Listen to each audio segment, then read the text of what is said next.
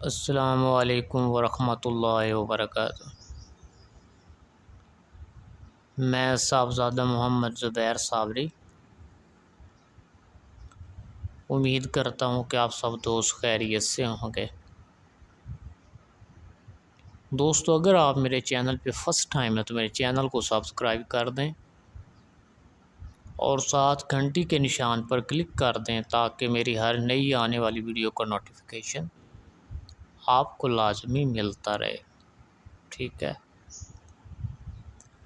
دوستو، اس میں اللہ یا وکیلو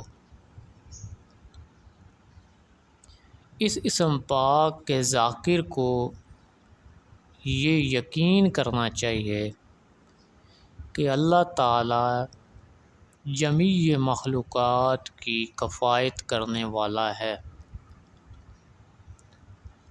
اور اس اسم پاک کا ذاکر تمام ہر قسم کے خوف سے معمور رہے گا۔ اگر مقام خوف پر تلاوت کی جائے، یعنی اگر کسی قسم کا بھی خوف ہو آپ کو یا کوئی خوف پیدا ہو گیا ہو، ٹھیک ہے، یا ہو رہا ہو، کسی قسم کا بھی خوف ہو، چاہے وہ پہاڑ جتنا ہی کیوں نہ ہو، ٹھیک ہے، خواہ خوف بہائم ہو یا خوف برق یا خوف زلزلہ، ٹھیک ہے، تو اللہ پاک ان تمام خوف سے اس کو محفوظ رکھے گا۔ شیخ بونی رحمۃ اللہ علیہ ارشاد فرماتے ہیں کہ اس اسم پاک میں حصول مرادات کی تاثیر کلی موجود ہے۔